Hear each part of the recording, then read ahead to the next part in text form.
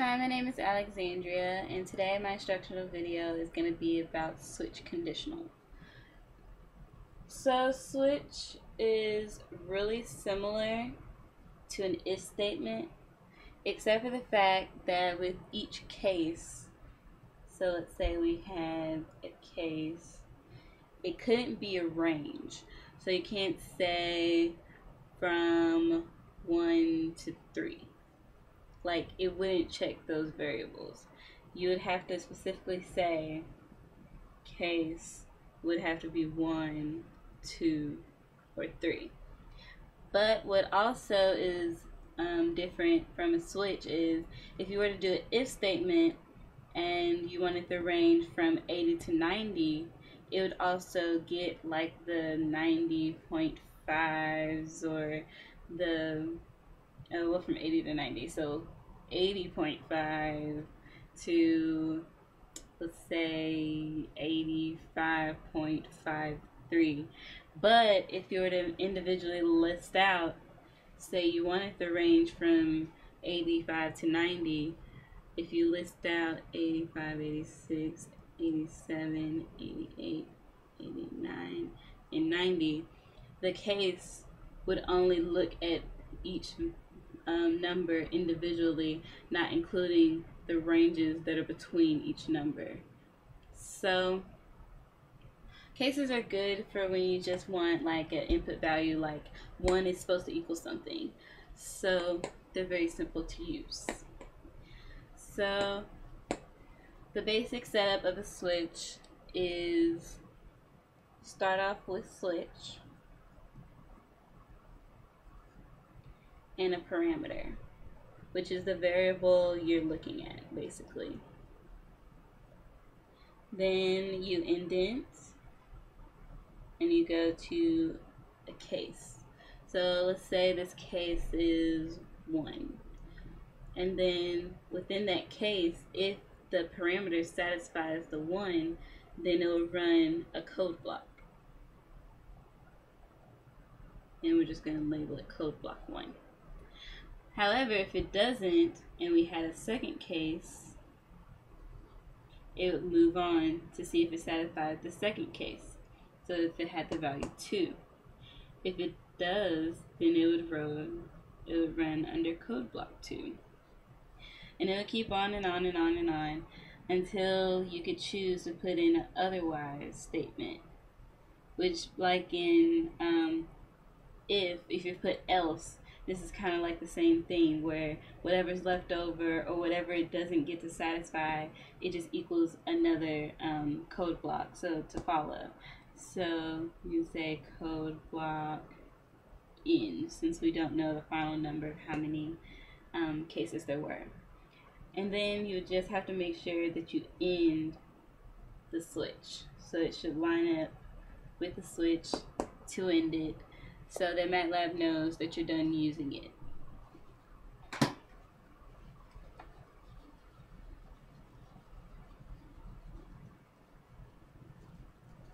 Okay, so for example,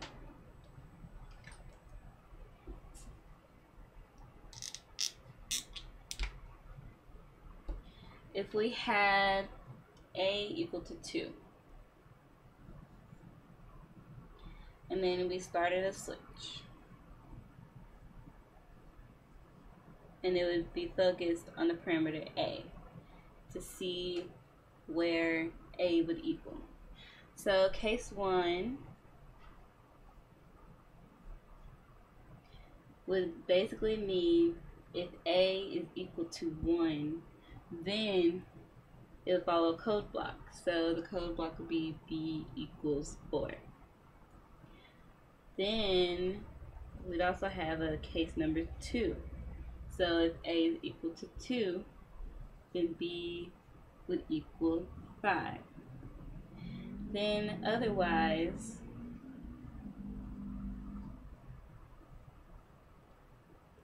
B would equal 6. I'm going to make sure we end the switch statement. And let's say that C equals b cubed. So what would happen is a2 is what was already given. So it would start the switch because we're looking at variable a. So in each case, it has a specific indexes, values of what it can equal. So, like I said, cases can't have ranges. So if I wanted to include multiple values, I would have to put it laid out within the case. But we only have one for this practice one. So it would check and see if a equal to 2. So does a equal 1? No. So it wouldn't be b equals 4. A equal to 2? That's true. So it would follow the code block up under and get b equal to 5. So c would then equal 5 cubed, which means c would get the value of 125. So pretty simple and easy, but we can also get other variables. So let's say that the input equaled a. So you look at the variable input for the parameter, and let's say the first case was b. So I can look toward this character and see if it equals b, and if it equals b, then we follow a code block of out equal 2. And then with case being a, well, we're going to put c. So if case was c, we'd say out equal to 3. However, if it doesn't satisfy either, then our otherwise would be out equal to 1. So we'd say c equals out.